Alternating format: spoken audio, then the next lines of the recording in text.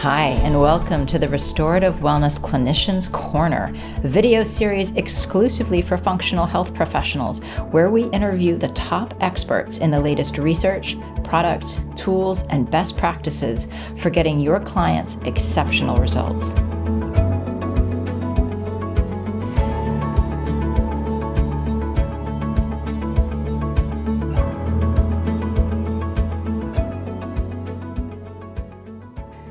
Hello, everybody. Wow, today's episode was such a treat. Such a wonderful conversation on our first ever repeat guest, Dr. Bryce Appelbaum, neuro-optometrist who specializes in vision therapy and the eye-brain connection, came back to talk through more practical applications of his work. In the time in between our first conversation, which was episode 6 of the podcast version of our little conversations here, episode 11 on our YouTube channel, highly worth a listen. I have worked personally with Dr. Bryce on multiple occasions, as has my 8-year-old daughter, Sasha. And I've got to tell you, our experiences have been profound. So we unpacked all of this and we pulled out some key takeaways that apply across the board. It was such a great conversation. I could talk to this man for hours. I always learn so much. So enjoy this conversation with Dr. Bryce Appelbaum. Hello, everybody. So excited to have our very first interview of the year with the one and only Dr. Bryce Appelbaum. So welcome to the Restorative Wellness Solutions Clinicians Corner, I should say, just so you know where you are. Now, Dr. Bryce, who is here with us today, is someone that I am honored to call not only an esteemed colleague, but a very, very dear friend, and somebody who has quite profoundly changed my life and our whole family's life as a result of the work that he does. We actually interviewed Dr. Bryce. You are our first repeat guest. Did you know that, Dr. Bryce? Yes, I want a badge or something for that. He is actually, if you go back, if you're listening to this as a podcast, episode 6 was his first interview. The YouTube version, I'm not quite sure what episode it is. It was earlier, back in, it was like late 2022 or early 2023, but it was a fantastic conversation in which we dove into a lot of the theory and sort of the science behind what we're going to talk about today. Today, we're going to talk differently. We're going to talk a little bit more just real practical application.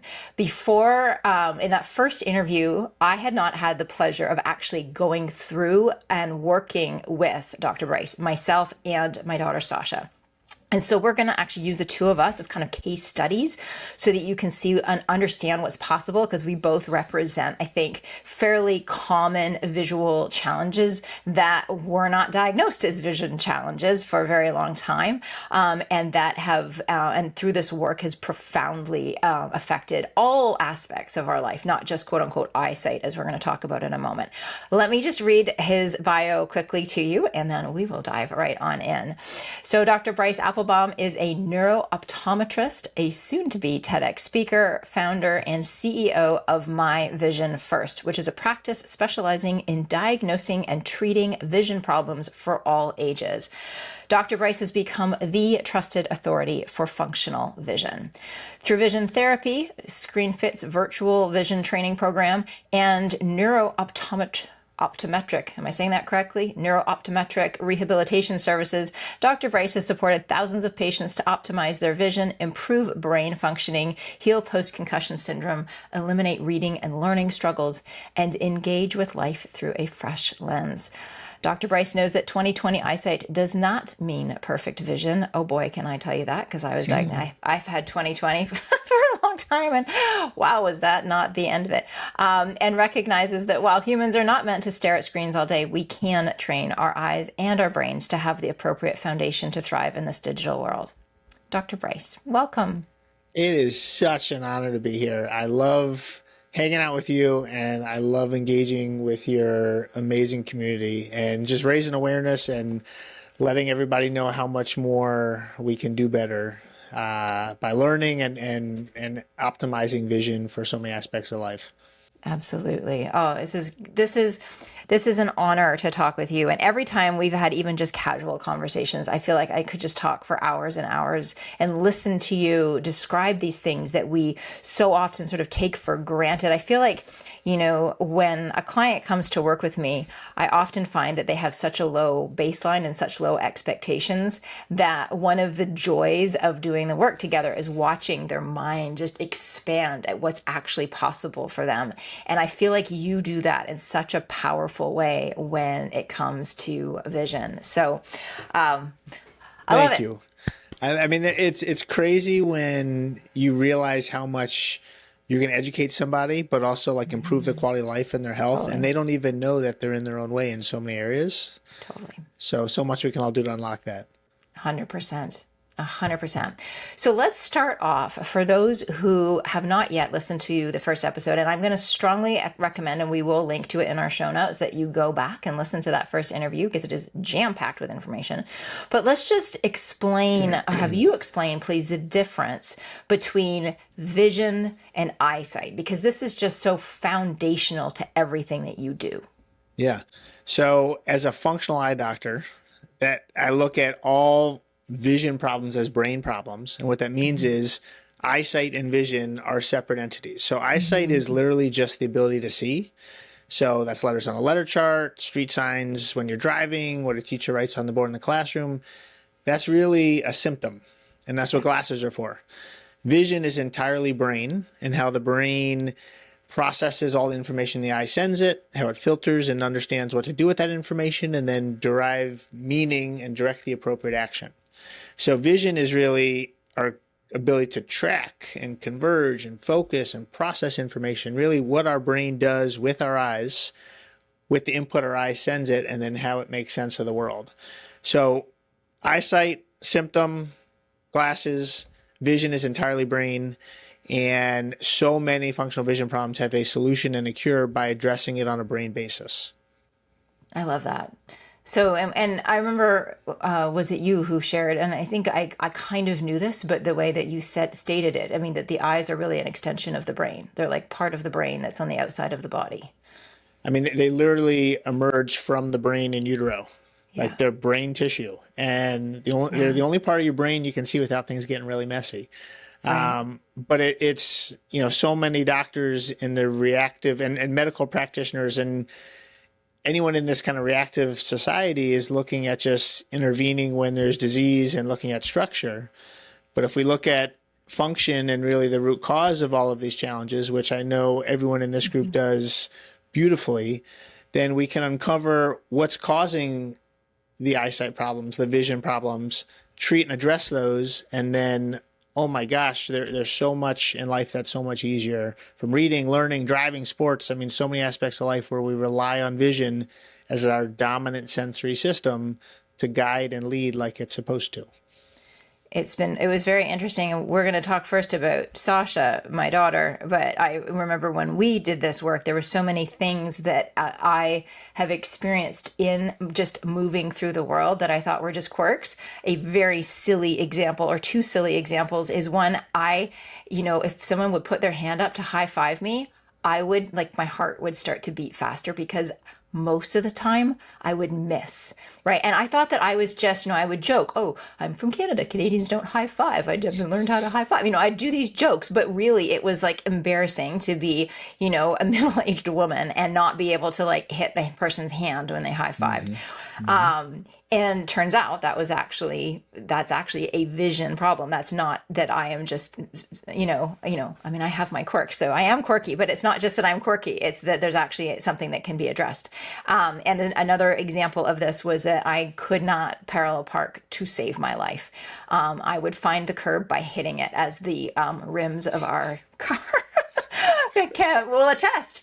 And my husband gets very frustrated with, and I have been the subject of many people's mocking. In fact, you want to put me in a panic is have me parallel park on a busy street with everybody watching, and it's a nightmare. But it was because I didn't know where the curb was. And that's, again, another vision thing. So let's talk about Sasha, because I think, we have a lot of parents listening, but also obviously this is for clinicians. So either as a parent or with your your clients, particularly when you're working with pediatric cases. I think Sasha's example can be really powerful in terms of understanding when you might want to assess the child's vision, which is probably a heck of a lot more frequently than it's done right now. I don't think really, I mean, do you actually know statistics on when people turn to vision therapy? Oh yeah. So, I mean, we should be getting eye exams as early as 6 months old. We should be getting eye exams at a minimum before kindergarten to make sure the visual foundation is in place for reading and learning and everything that comes from that. But I mean, the stats are really alarming in terms of how few of the people in this country actually seek out even just eye exams, much less the right type of eye exams that looks at function. And even on top of that, the amount of people who uncover problems but don't even take action. I mean, I don't even want to get into the numbers, but there's so few doctors even doing this type of work. So the likelihood that you're going to just get lucky and get some, you're going to go see somebody that happens to be somebody who knows this type of work is pretty low. But 80% of what's learned in the classroom comes through the visual processing of information. 1 in 10 kids at a minimum, and depending on what you read, as many as 4 in 10 kids have a vision problem significant enough to impact learning. And so what's so scary is Sasha exhibited many of the kind of classic signs and warning signs of, I need help and my eyes aren't working well together as a team, yet you didn't know what to look for. No parent knows what to look for because education is so missing here. But I mean, some of the things that she talked about initially, the always, or that you shared as well, always rubbing her eyes with near work. I think you joked and said wherever we're walking on the street, she like falls off the curb. She would fall off the sidewalk, just fall off, which we thought, again, like me and the high fives. It was like, oh, look at Sasha falling off the curb again. We didn't realize that was a vision issue. And the motion sensitivity, like she loved being read to, but not reading on her own. She's pulling the iPad up close to her face. She had the headaches on school days, but not on weekends. And when I got to meet her and go through a lot of this, I mean, we even uncovered there's double vision and her eyes weren't working well together as a team. So really every functional visual skill, tracking, focusing, depth perception, eye coordination, they're all skills that when Sasha was born, and when every child is born, they're not in place. And they come through our life experiences. So they either learn well or not learned as well as they could be. And that's when some intervention is needed.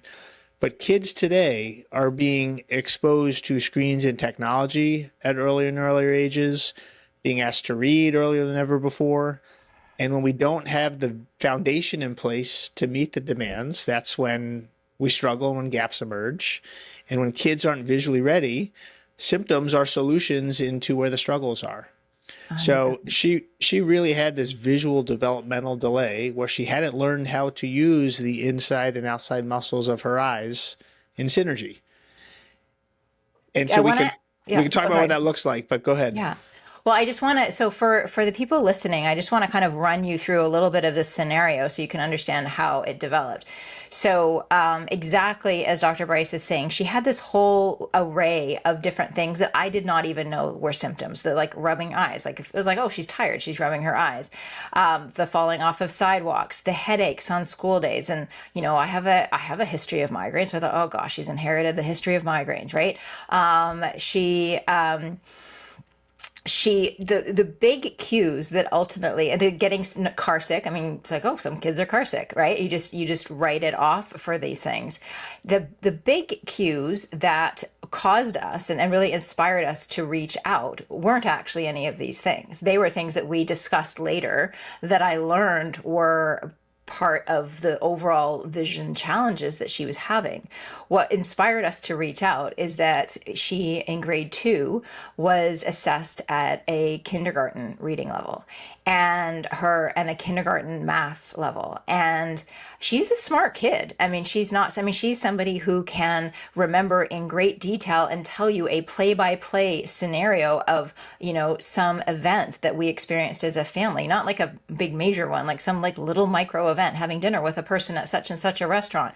She can remember every single detail down to who was there, what they were wearing, what we ordered for dinner. And yet we hired a math tutor, And quite literally, she worked on the same problem for the better part of a year and was making no progress. And that's when we were like, something is not right here.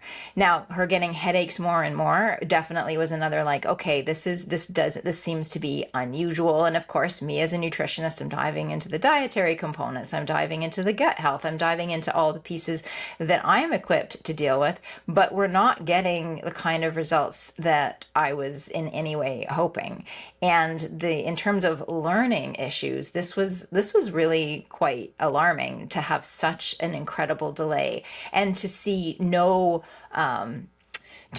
kind of progress. It's one thing for somebody to struggle and try and make progress. And she was a trier. Like every single teacher she's ever had has just talked about her incredible resilience and her stick with itness. I mean, it's kind of unbelievable. And I think it's the thing that has gotten her through is that she will dig in, but no progress. So, and living in her imagination, loving to live in her imagination more than in the real world. So then coming to you, I want to tell the story of when we learned about the double vision. And then I want you to walk through other diagnostic pieces, because I think when we say have your eyes checked, you're emphasizing that most doctors don't do this, but you really need to understand Sasha had her eyes checked every year at the doctor, the normal eye checking, and everything was always fine. So this is not for us not having ever taken her to somebody looking at her eyes. She'd had her eyes checked by the basic pediatrician. We had not gone to an eye doctor specifically, but they did the normal things they do at the wellness visits, and eye checks were part of that. And she came through it every single time. So this is very, very different. And I will remember that moment when you leaned into her and you said, because you asked me before, is she seeing double? And I thought, I don't even know how to ask her if she's seeing double. And you leaned in and you said, hey, Sasha, I'm going to ask you something that probably no one has ever asked you before. And remember, she's like 7 years old at this time. And he says, when there should be one of a thing on the table, like a glass of water or something, is there sometimes two of that thing? And the look on her face, you guys, just of like, oh my gosh, somebody sees me. And I remember she just looked at you and went, yeah, like, holy cow, someone knows. And then you said, and you try to make those two of the things go back to one, because there's only one glass on the table, but your eyes are making it two, and you can't make it go. And I'm going to get teary. And she was like, yeah. And so right there, we realized that she's seeing double of everything. And now we have the language for it. Are you seeing two of a thing or one of a thing? And can you make it go back to one of a thing? So we have very quick language to check in and make sure that all is correct. But at that time, that was one of now I don't know how you assess that and how you figured that out. But now I turn it over to you. And what are some of the things? I mean, you kind of mentioned some of these things quickly, but can you talk about some of the types of testing that you're doing to understand? Because I know that for her also depth perception was a really big issue. How you figured that out. And you brought up such a crucial point of this. Like, you weren't a bad parent. It wasn't that you weren't doing anything to help support her eyes. It was you were bringing her through the kind of the medical model, which would say, can you see the tiny letters far away on the screen 20 feet away? And are your eyes going to fall out? And if the answer is yes, you can see those, and the eyes aren't going to fall out, like everything is good. But no one's looking at specific visual skills as they relate to what's important in her life. So I looked at her ability to explore near space. And everyone listening here, I mean, you could do this on your kids, your loved ones tonight. I took a light, but in this case, we can take a pen or pencil, hold it at arm's length in front of the person in front of you. And then you're going to tell them, look at the tip of this pen or look at the tip of this finger, or whatever it is, and try and keep it one. And watch it as it's coming all the way in. And it should be smooth and effortless all the way down the midline. So there's one all the way up to your nose. For Sasha, when I brought this close, around a foot or so away, her eyes started converging. And then we saw one eye drift out and the other eye looked at it. And then it started alternating like this, where she was literally trying to figure out, which eye do I use to make this, to look at this? Right. So by definition, that's something called a convergence insufficiency. But it doesn't really mean, like the language would suggest, that she can't cross her eyes. It's much more there's this spatial mismatch. She was perceiving things farther back in space and where they were located. So if you can think about a laser beam coming out of each eye representing the line of sight, when she's telling her eyes to look at this pen, her laser beams are actually crossed behind this or pointing behind this. Right. So she's seeing too because she's aware of something in a different place. NIH, the National Institutes of Health, which is literally a mile from my office in Bethesda, Maryland, says 20% of kids have a convergence insufficiency. I think the number is probably up to about 45% now, but even still, 1 out of 5 is a high percentage. But what's crazy is there is such a high correlation with convergence insufficiency and inattention or difficulty keeping the eyes focused. And I know we spoke about sometimes her attention not being as awesome as it could be. Yeah. It's not like there's a blood test that says, oh, look, you have ADD or ADHD. It's based off of symptoms, behaviors, and there is identical symptoms with a convergence insufficiency as there are with ADD or ADHD, yet convergence insufficiency is entirely treatable. And if we can't focus our eyes, we're not going to be able to focus our mind the same way that we would otherwise. So I asked her about the double vision when I saw, okay, she's got this really fragile eye coordination. The inside and outside muscles of the eyes are not friends with each other right now. And then could clearly tell, all right, well, if she's seeing double here, she's seeing double likely when she's reading, when she's reaching for something, when anything is within arm's length there, and she's being asked to explore near space.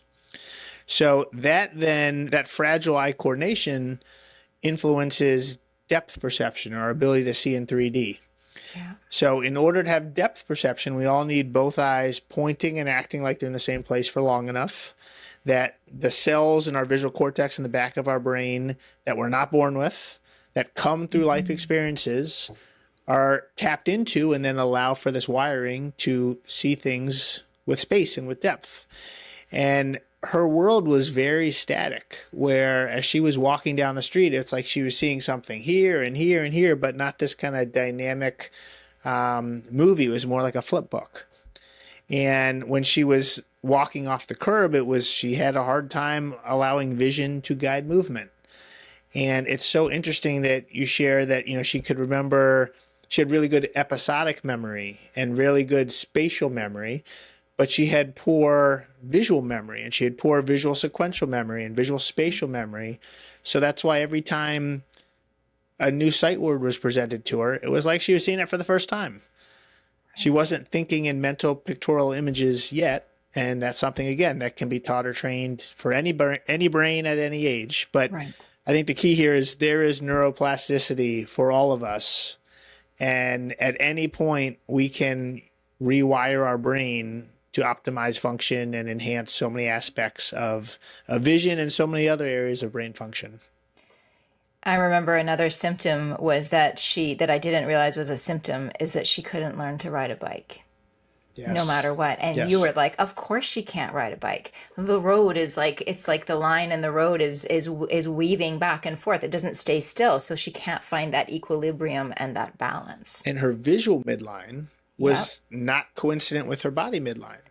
Right. So every time she's on the bike, it's literally like someone's covering one eye and then the other eye and then covering that. And then we're adding movement and her world's becoming that much more focal and like tunnel vision-y. And riding a bike is one of the hardest things possible with this binocular vision dysfunction or the eyes not working well together as a team. It's fascinating.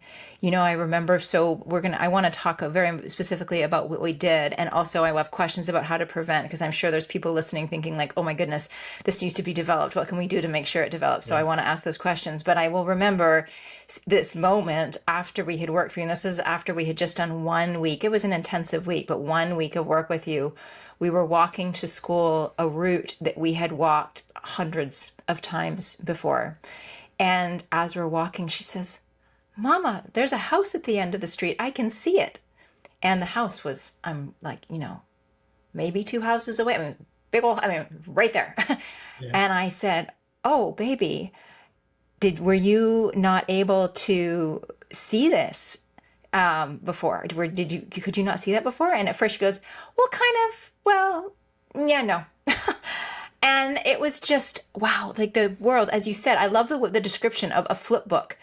Yeah. I haven't heard it described that way, but that makes so much sense in terms of how she engaged with the world and places where she was so tentative. And I think now, thank goodness she was so tentative, like in a jungle gym, for example. A mistaken, depth perception can be really, really Yeah. problematic in those kinds of contexts. And she was so cautious. But now, if we're thinking about this as image, image, image, as opposed to that flow, it makes so much sense. So for those. Oh, well, sorry. let me interrupt for a second. I've never Yeah. shared this with you, Margaret, but she shows this profile in my profession would anybody know this, but something called Streff non-malingering syndrome, Okay. which basically means with a child, it's looking and sounding like she's malingering, like she's making up answers because the answers aren't really making sense. But it's in the literature as a cluster of symptoms behaviors defined by Dr. Streff decades ago, where literally her world is closed off and her focusing system, the inside muscles of the eyes that are responsible for clarity, they're stuck on manual focus on an old school camera, and we got to get them on autofocus. Right. So when she learned autofocus, not only could she see that house, but she improved her eyesight, her acuity, I think 3 lines in the distance in like a week. I mean, that's nuts. But only if the system is stuck is that going to show up that way, and you see that life-altering change. That is exactly what, and what you describe is exactly what it would seem like she was doing. It would seem like she was kind of making things up, and not wanting to be wrong, and and kind of, and she'd get pieces of things, but she wouldn't get the whole picture. She showed 0 depth perception day one. Yeah. And I will tell you, 99% of eye doctors would say it is physically impossible to have that change ever, much less in a short amount of time. And, there's this critical period of vision development we all learn about, that I learned about in school, that says after age 8, you blow out the candles and then poof, what you see is what you get. That's for vision lost, not for vision gained. So if either one of us were to wear an eye patch for 6 months and take off the eye patch, we'd be sensitive to light, but we'd still be able to see. Yeah. But if you take a 6-year-old and give them an eye patch for 6 months and then take off the eye patch, they will have lost sight in that eye. But for what can be developed and gained, any brain at any age can be rewired to develop depth perception. And once it's there, it's yours to keep, knock on wood, assuming no head injuries. Right. So for the people listening right now who have young children who are thinking, wow, don't want to go there, what are some things that people can do to prevent this, since we're not born with it and it's built through life? So what are some things that we can intentionally do to prevent other children from experiencing what Sasha experienced? And then let's talk about what we've done with Sasha. But let's start with the prevention piece, because I know people are going to be worrying about this. And there's some simple stuff, low-hanging fruit, but I need to say it. Number one, get your kids outside. Yeah. As crazy as that sounds, I mean, we have data to show how nearsightedness or myopia is increasing at a crazy alarming rate, and how kids are not even getting outside, climbing in trees, playing ball, looking into the clouds, and visualizing like we all did when we were kids. We're now giving kids like pictures of a cloud on a tablet and saying, here's the clouds. What does this look like? I mean, we need to engage with 3-dimensional space. We need to limit screen time as much as possible. Do you have guidelines for the time of that? So limit screen time for that can mean very different things for different people. Yes. So in general, the bigger the screen, the farther away, the better. Mm-hmm. And like so many aspects of health, like moderation is key. Mm-hmm. So I always say, as much time as you're spending on screens, have your child and yourself as an adult spend at least that much time, if not more, outside. Mm-hmm. My kids, this is not a fight anymore because they just know how we roll in my house as a functional eye doctor, but they get 15 minutes a day and they get 2 periods where they can do that. But the key is taking as many breaks as possible. Okay. So a lot of people listening have probably heard of the 20-20-20 rule, which I'm sharing everywhere. Other doctors are saying this too. At least taking a break every 20 minutes, if not sooner, looking 20 feet away for at least 20 seconds. Okay. So kind of disengaging the focusing system and then coming back and re-engaging. the American Academy of Pediatrics would say for a 6-year-old and above, 2 hours a day is max. And for a 5-year-old, it's an hour. And from a 2 to 5-year-old, it's 30 minutes. I think if a child is under 5, the only time they should be on the screen is really engaging with FaceTime and a loved one who they're not going to see. Yeah. And if you can, like, mirror it onto your television so that's a bigger face of grandma and grandpa to be able to see. But then if we're doing it up close and we're 5 or older, I mean, as many breaks as we can. Get up, walk around. Vision is intended to guide movement. We should be taking movement breaks, all of us. But also we should be protecting our eyes and our brains. And so I'm big with prescribing what I call digital performance lenses, or glasses that are therapeutic in nature, not compensatory. They don't do the work for you, like normal glasses where you put them on, something's blurry, all of a sudden is clear, then that becomes your new normal. You need something stronger to maintain that same clarity. You go down this vicious cycle. These are glasses that just almost act as like a spot. They give your brain a better opportunity to work together with the eyes. They decrease the visual stress and are supportive. And then there's specific eye exercises and specific protocols that we could talk about as well. But, really it's screens are ruining all of our eyes and brains. And we now see what it's doing to cognitive development and social development, emotional development, but of course now visual development. And we go over some scary stats if anybody's interested of where we are, where we were, and where we're headed as a country and as a world. Can you share a couple of them? So right now in the US, 43% of people are nearsighted, which means far away is blurrier, up close is clearer. When we landed on the moon in 1969, a fourth of America was nearsighted. Oh, wow. And it's estimated that by 2050, 50% of the world will be nearsighted, not just America. So that includes countries that don't have access to technology and education like we do. If 2 parents today were to have a child and both parents are nearsighted, that child would have a 1 in 2 chance of being nearsighted. If 1 parent is nearsighted, that child would have a 1 in 3 chance. And if 2 parents would have a child and neither parent is nearsighted, their child would have a 1 in 4 chance. And that's because of lifestyle. And genetics play a role. We can't really control that, but lifestyle matters. And we know the 3 biggest risk factors for nearsightedness, development, and progression are: number 1, not enough time outdoors. There are studies that say 90 to 120 minutes a day is protective. And that's UV exposure, that's natural light, that's engaging with 3-dimensional space. And it's also getting away from the stuff that's bad, but that's important. Number 2, excessive near work in the dark. So reading and writing and up close things in the dark puts undue strain on the visual system. And then number 3, too much screen time. Right. So you can literally tackle all 3 of those tonight by just being a little bit more intentional. And it's not something where you have to like cannonball into the deep end. A little bit goes a long way. Just facilitating less screen time, bless you, and more time outside, and turning the lights on during a bedtime story. Like all that can help and have a cumulative effect long term. And I also, it's interesting listening to these things because, Sasha is like our little outdoor child. I mean, trying to get her inside is super challenging. Did she see more screens? Probably a little bit more, especially because, in preschool, COVID happened, right? And so all of a sudden school, it was ridiculous, but school was on screens, and suddenly screens became this thing. But it is interesting how much these pieces are changing and how much you can correct. As I think about it, just with my personal history, both my parents wore glasses, really strong glasses. I don't know if they were near or farsighted. I was never asked that question.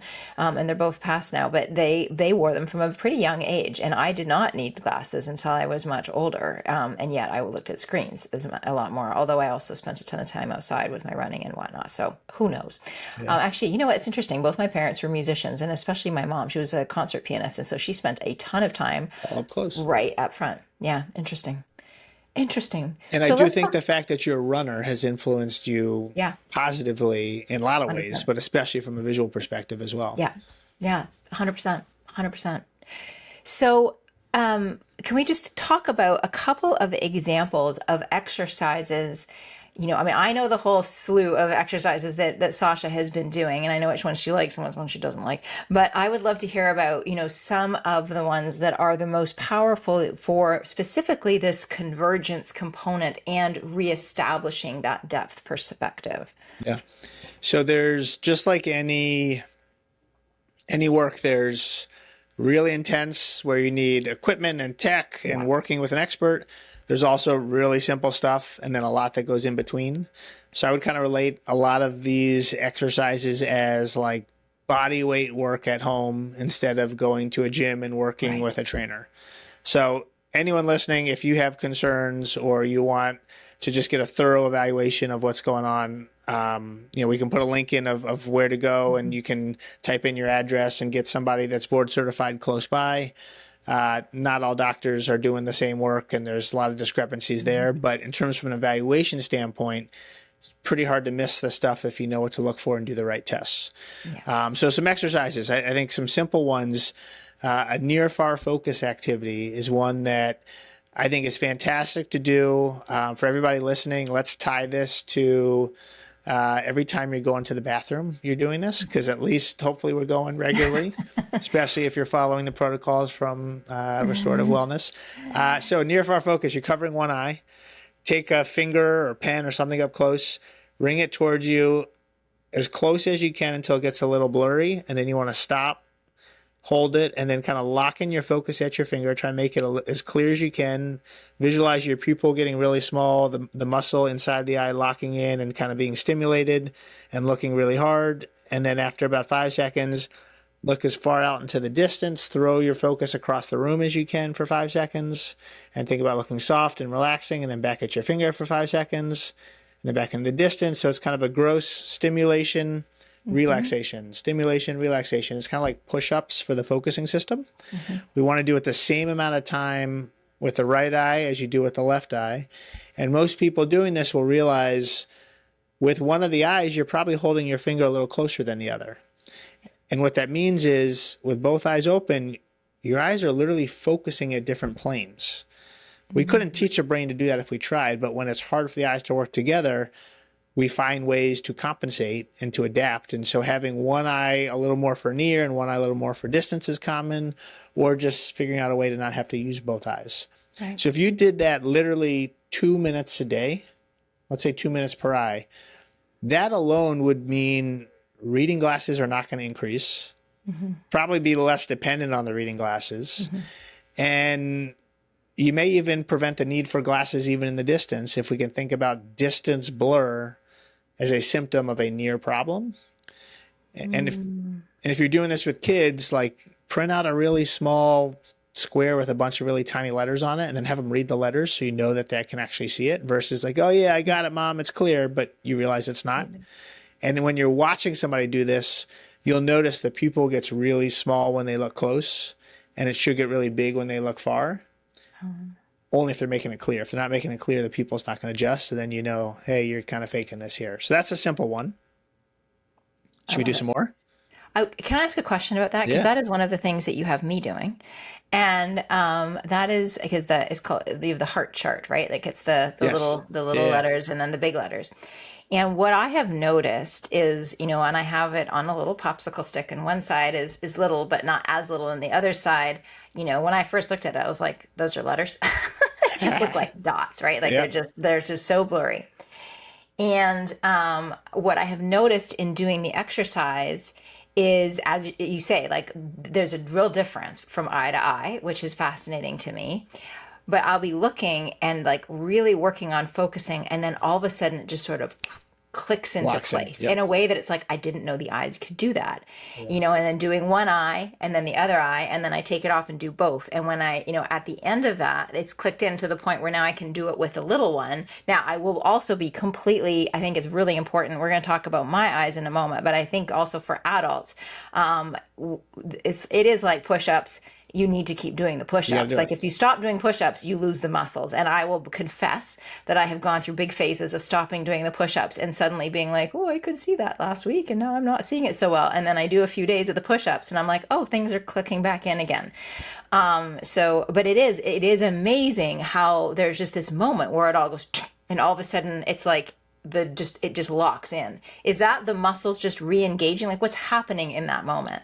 So as we age, like mid 40s and beyond, so you'll probably be there in a couple decades, our focusing muscles become more rigid and less flexible. And just like any muscle in our body, if we stop losing them, we lose voluntary control. Right. So you're literally like establishing elasticity and flexibility with that muscle that when you're on a screen, it's literally locked in all day or the entire time you're on the screen. Right. And so if you were to squeeze your fist as hard as you can, after 5 seconds, 10 seconds, your hand starts to hurt. But if you let go and come back and let go and come back, you could kind of do this all day long. Totally. When we're on a screen, you'll notice your pupil locks in. The focusing muscle is a sphincter circular muscle, Right. and it's literally tension over time. So unless you're trying to get buff and tension over time, that's a good way to do that. From a vision standpoint, that's what causes eye strain and visual fatigue and headaches and what drops the elasticity of that system so that all of a sudden you need glasses to move the image closer or farther because the brain attached to the eyes has kind of forgot how to do that. So the people that say eye exercises don't work are the same people that say normal exercise doesn't work. Like it works, you just got to do the right stuff and you got to do it. Right. Right stuff in the right order at the right time, like all those pieces. Okay. I'm aware of time, so actually, I feel like this is a good segue into my stuff. But before we just to wrap up with Sasha, what I want to share with folks is that she has progressed phenomenally. We have done 3 in-person week-long, I know we call them boot camps, but like big, like really intensives. And she loves it. Dr. Bryce is her hero. In fact, she was very jealous that I am getting to hang out with you tonight and that she is not. She absolutely, it has changed her life. It has changed her life in a really profound way. In fact, it's one of the stories I like to tell is just a couple of days into working with you that first time. She couldn't read, right? Like, or she could read like really big letters and really basic words. And so she, we were traveling, it was just the 2 of us. And I'd been texting back and forth with her dad. And what she would do is she would dictate to text to him. And then when he would respond, she would hand me the phone and say, Mama, can you read this? And so I was in the middle of doing something and she had texted him, she had dictated. And then she did her normal. She handed me the phone when he responded and she said, can you read this? And I said, just a second, baby. And she looks back at it and she just reads it. And then I looked at her and I said, did you just read that? And she said, I did. And we both, and that kind of thing has continued again and again and again and again, and now she's got a team of people that she's working with at school. And now, is she still behind? Yes. Is she progressing? Yes. And that is the most important thing. She's a smart kid. She'll catch up. But she's progressing what she was not doing before. So I share that because this work is really, and we still do the gut healing and, all the other pieces have a really important role with this. But I think it's really important if you have any clients or children yourself or children in your life who have been given an ADHD or ADD diagnosis, who have some kind of learning issue, dyslexia, anything learning, I would say any eye rubbing, nauseous in the car, anything like you kind of laugh because they seem a little goofy and not coordinated, anything like that, you want to be, actually, Dr. Bryce, you list off the symptoms of what people should be looking for. I mean, that was all great. I think to just add to that, like squirmy with desk work, trouble copying back and forth in the classroom from distance to near, handwriting that's like going up or downhill, or spacing and sizing is off, avoidance of reading, preferring to be read to rather than reading on their own. Yes. For adults, using reading as a sleeping pill at night. Motion sick in the car, especially with reading or tablets. First of all, look out the window. Don't be reading on tablets, but that's a clear sign. Mm-hmm. Covering an eye with reading, losing their place, skipping words, skipping lines, headaches. I mean, I could go on for a long time here. I think for those listening, it's even that much more dramatic for Sasha, where she had trouble seeing the letters on top of processing them. For a lot of kids, they can see the letters. Their brain just can't filter it and make sense of it. And then the output is all scrambled. Right. And so that's sometimes harder to distinguish. But a smart kid who is doing well in everything but school or not achieving at their potential, there's got to be a reason why. And I'm, of course, biased, but vision is a big piece of the puzzle for most people. And so we should be looking at vision first before everything else. The Clinicians Corner podcast is sponsored by Restorative Wellness Solutions, the premier clinical training program for health practitioners who want to learn how to finally get to the root source of their clients' health concerns and help them reverse complex health challenges and chronic illness. You can't afford to keep guessing. Your clients can't afford it either. Today's clients are sicker than ever before. Their health histories are more complex than ever before.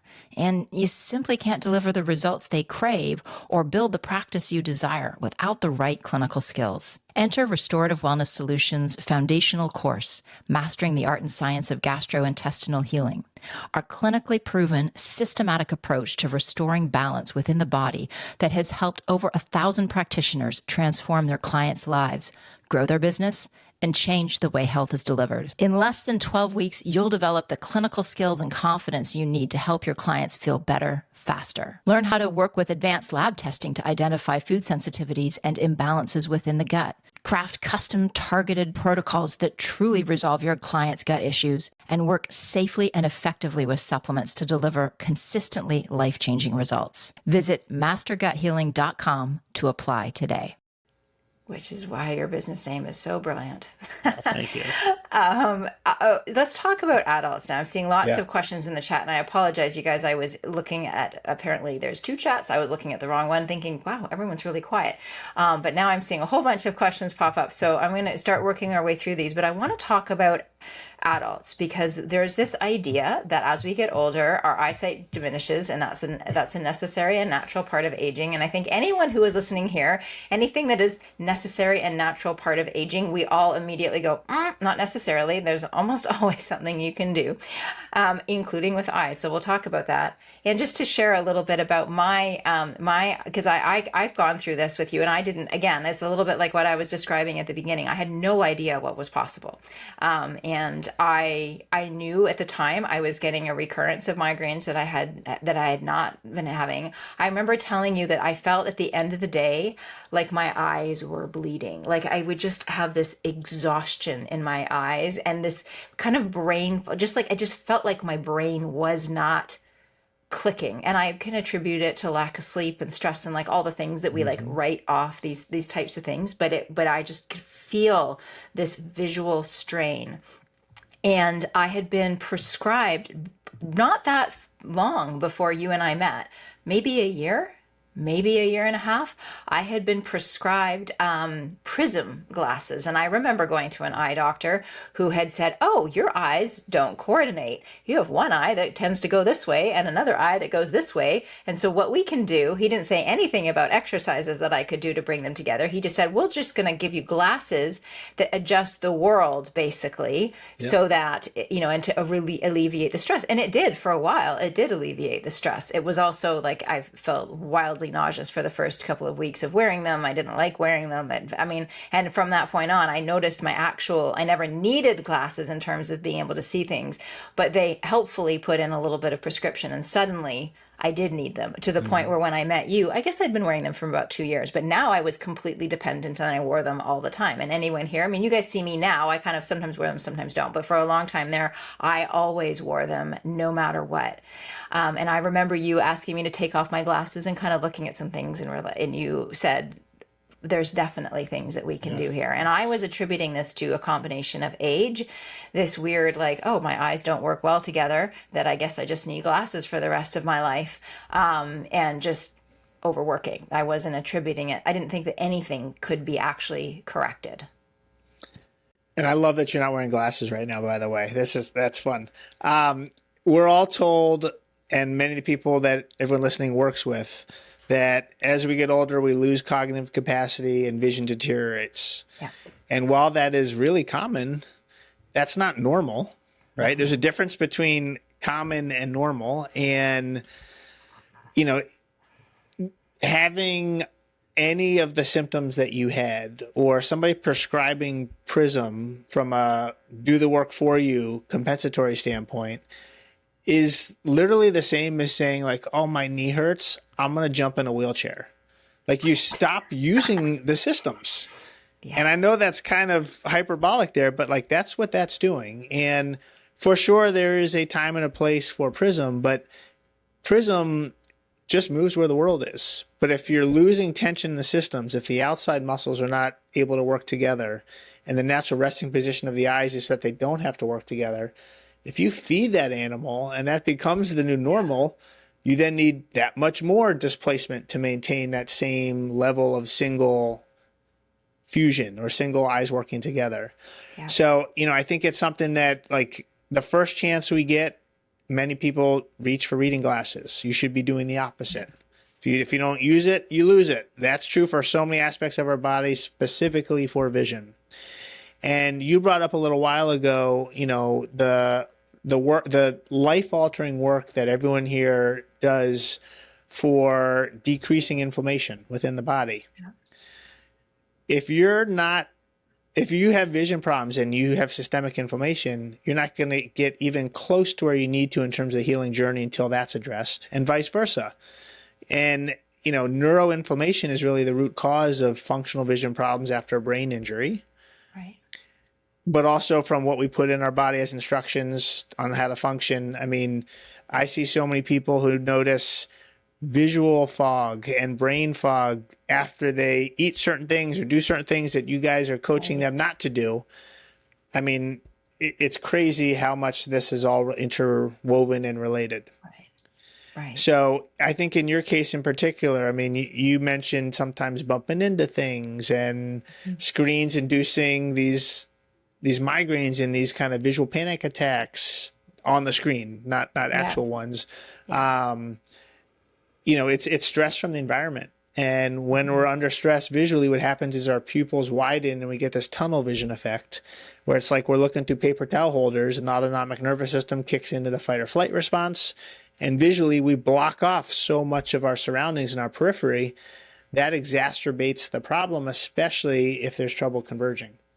So that can make so many challenges that much harder, which is why we should all be kind of sitting back and looking in, taking in the room. Hopefully your screen is in front of a window that you can look out of throughout as much as you can. Yeah. But I think these are questions that for those working with people virtually, like, you should be asking your clients about these symptoms, because, they're oftentimes interfering with your ability to treat the way that you want to and the way they deserve, because their brain's on fire, and that means their visual system's not functioning the way they need to. So two things I want to follow up on. Number one, is there a too late? One of the questions we have in here is, somebody, we're talking about kids, we know that kids bounce back in all the ways. So that makes sense that things can be corrected. You're talking about somebody who is, 40, 50, 60 plus. Is there a too late, and is it inevitable, or can we delay or even reverse some of these age, quote unquote, age related, just the accumulation of all the stressors, right? That type of eye dysfunction. I mean, I look at too late as when there's unnecessary struggling that could have been avoided. But obviously, if you don't know about it, it couldn't have been avoided. Yeah. I think when you've gone down this cycle of getting new, stronger glasses, new, stronger contacts every year, first of all, as an adult, that's a sign of a functional vision problem. Your prescription shouldn't change, especially as an adult, year to year. And if it does, you're adapting to what you're in, and you're needing something stronger, different to maintain that same clarity. Yep. So if you're getting to a point where you're at a minus 100 as your prescription, and I'm just exaggerating here, but it's harder to go from minus 100 to 0, but you can definitely slow down and stop the changes from occurring, and in most cases reverse some. We had a high profile person in the office a couple of weeks ago who shared his story on a podcast, how he went from 20/40 to 20/20 in 5 days. Wow. And it was literally from intensive work and a lot of brain optimization supplements, but doing the right work with the right sequencing and the right motivation. And for him, it's going to deteriorate if he doesn't keep up the work. But to see that shift is pretty profound. And for most people, baby steps backwards over time can lead to a really nice, big cumulative effect. But ultimately, don't look at eyesight as necessarily a problem. Think about vision as the problem. And if worst case scenario is you're wearing contacts or glasses just to see something clear, but you are functionally solid, then I would just say, it's kind of like saying you have dark hair. Well, yeah, you wear contacts. It just is what it is. But we don't want it to have to change with time and have to be more dependent with time. So for those where it's either, they have not needed glasses and they're starting to, or they've been wearing glasses and they're starting to feel like, oh, it's time to bump That's up the sweet prescription. spot. That's the sweet spot, right? So that is when we want to kick into these exercises and we can reverse things. I mean, I can tell you sometimes when I'm wearing them, it's just, I'm tired and I put them on and it's just easier. And it's like, and then I do notice that the more I wear them, the more I need them. And then if I don't wear them, then, if sometimes I can look and it's like, oh, things are a little blurry. And then I focus a little bit more. And then it does the exact thing, like the heart chart exercise, where all of a sudden it just locks into place. And now I'm fine. Now, in the old days, pre-Dr. Bryce, I used to think that was a bad thing, that I was like straining myself more. But am I understanding you correctly in that we should challenge ourselves more? What we should do is think about it like the gym, not stare at a screen for 12 hours in a day and expect that we overwork something and then for it to be fully functional the next day. But we should challenge and then look away and challenge and look away, but not necessarily reach for the glasses or reach for an increased prescription as a first line of action. Absolutely, unless the straining is causing terrible headaches or terrible eye strain, or you're straining so hard that you're seeing double and the glasses you put on double goes away. I mean, I think there's definitely kind of ranges on the spectrum here. Yeah. But, for all of your clients that you're coaching about, don't just take the easy route. Like if you've had a long, stressful day, it's so much easier just to get takeout for dinner.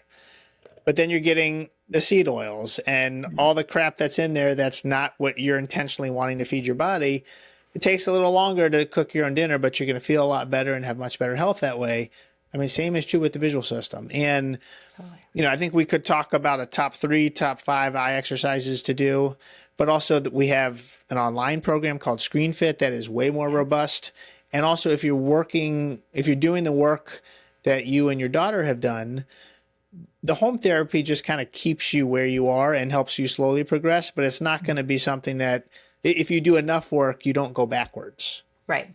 And so that's key, where we got to make sure that maladaptations or bad habits that are really roadblocks, if we remove those roadblocks as options, your brain's not going to choose to go down that path where you're picking an eye or you're under converging or you're focusing in front of something.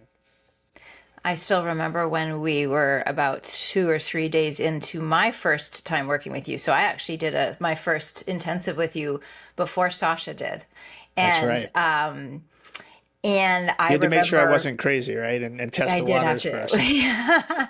And I remember we went out for dinner and you said to me, hey, do me a favor, take off your glasses. And I did. And I looked down and I almost fell over. I squealed for sure. I definitely yelped but I was like, oh my gosh, I can see the menu. I hadn't been able to see the menu without glasses in years. And that was midweek, and I remember exactly where we were. Yep. And so this really, and I can remember too, and I've been one of these people, I'm very stubborn. You know how people like to increase the font size on their phones? I am just like, to me, that is like succumbing to aging. I just will not do it. And so I can remember too, I think it was actually as I was leaving from that first trip, and I was looking at my phone, and you know how Instagram, the little, like the commentary section underneath the images is like the tiniest of tiny writings. Like it's smaller. To me, it's the smallest thing on my phone. Like, and I haven't changed settings. I just do the normal settings. But to me, it's like the tiniest. And I remember being like, oh my gosh, I can actually see this without glasses. Yep. How is this even possible? So this is, I'm seeing some questions here. I want to make sure that we're asking some questions here. And So here's one that's a little bit, well, here, I'm just going to read the question. It says, you mentioned that many of these symptoms and signals are missed because many doctors aren't properly trained or aware, and this has been my experience. Among other things, I've had worsening of convergence dysfunction, vertical heterophoria, etc., after describing challenges to my regular doctor who just increased my contact prescription in one eye. And this relates, there's another question here about having one eye adjusted for far and one eye adjusted for near. She asks, could I have done anything differently to better explain?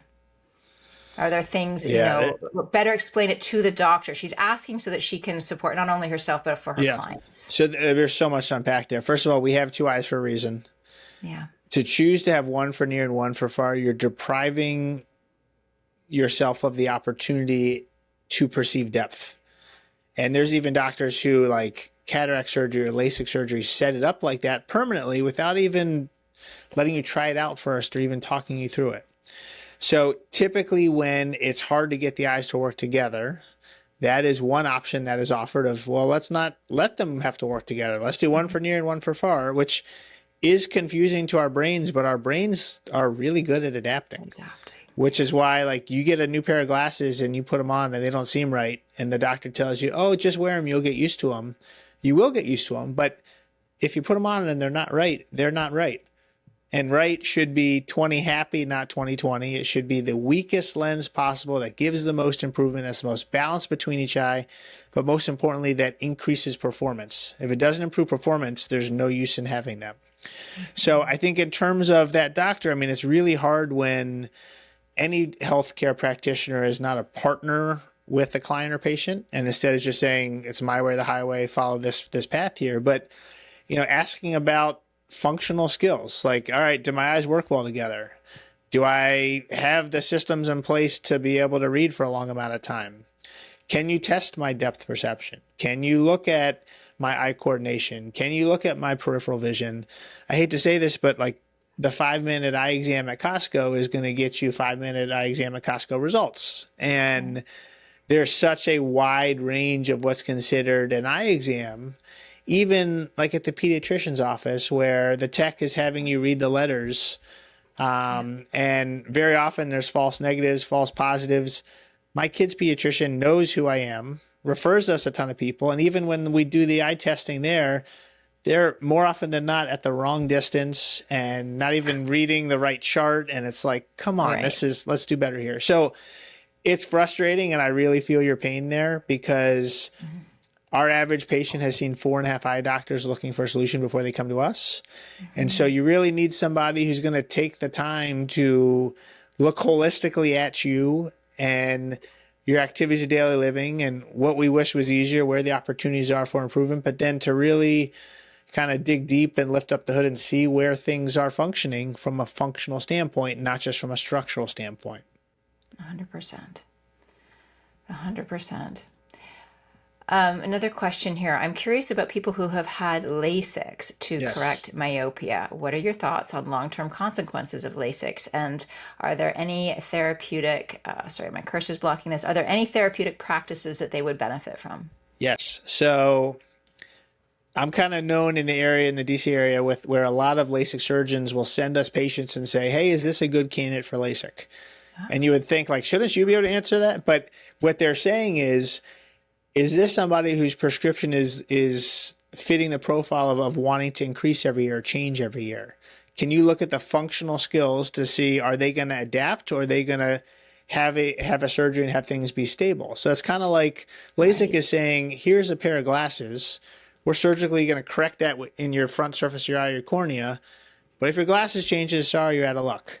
So I would say, without needing another surgery, about 70% of people who have LASIK are pretty happy. About 20% are pretty unhappy. About 5% are absolutely miserable.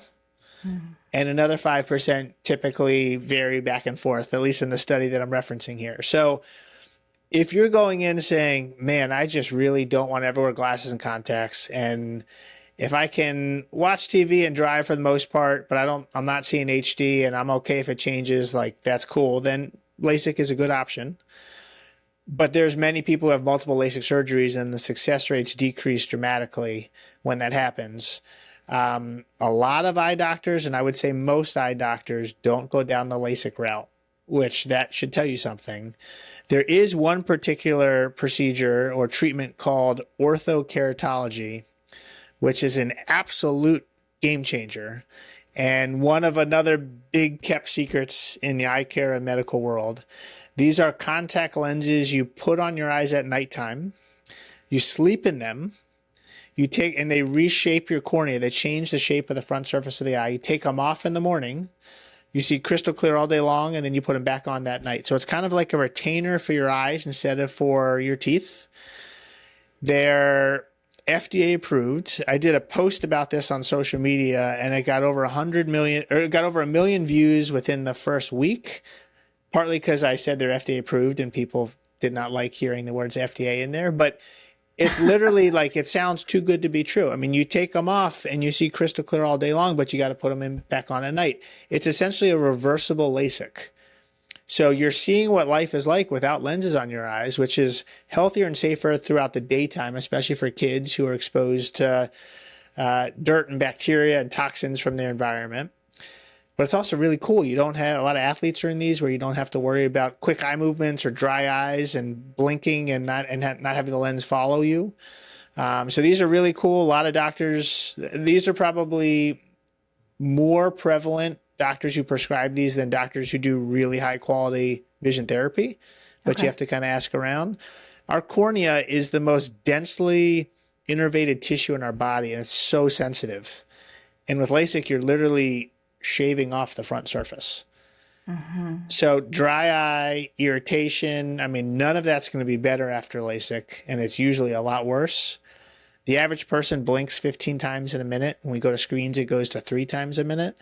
Oh, wow. And the people who have the worst dry eye symptoms are typically the ones who are LASIK survivors, or they've had LASIK surgery, they're on screens too long, and man, they are so miserable with so many eye drops and so many challenges. And this group is on the front lines here because the microbiome and gut health dramatically influences dry eye disease and the front surface of the eye. So you clean that up, you can improve your patient's eye health and that front surface of the eyeball. It sounds like if you were to do this a combination of the orthokeratology. Ortho-K is like the nickname for it. Ortho-K. Okay. Yep. If you were to do a combination of that plus the functional eye exercises, you'd be just set. Maybe not even needing the Ortho-K lenses at night pretty quickly. That's what I was going to say. Many people do vision. I mean, I think if it's a moderate to high prescription, Ortho-K is going to move the needle the fastest and be the best.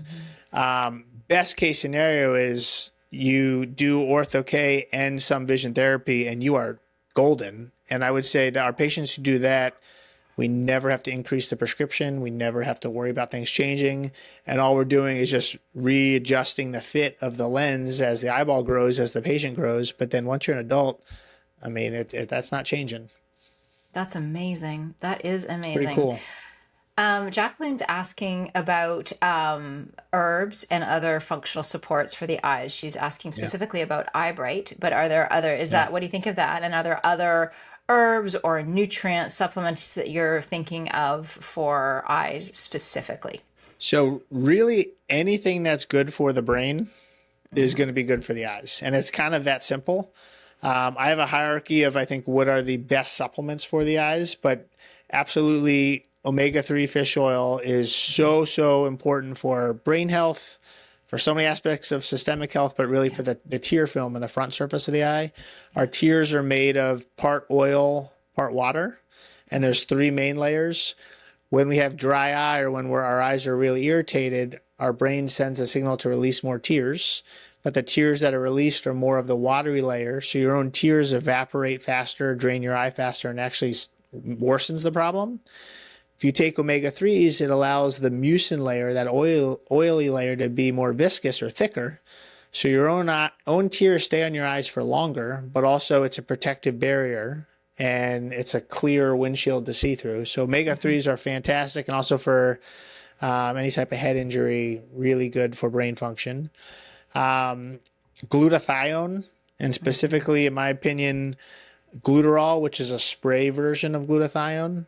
And we have it on our website. It is so important for detoxification and as a high-powered antioxidant. And a lot of times, clarity of vision is related to brain fog. And so we clean up the brain fog, then we're going to clean up the clarity of vision. And then any green leafy vegetable is really helpful. Anything antioxidants are really helpful. Vitamins A, C, and E are really helpful.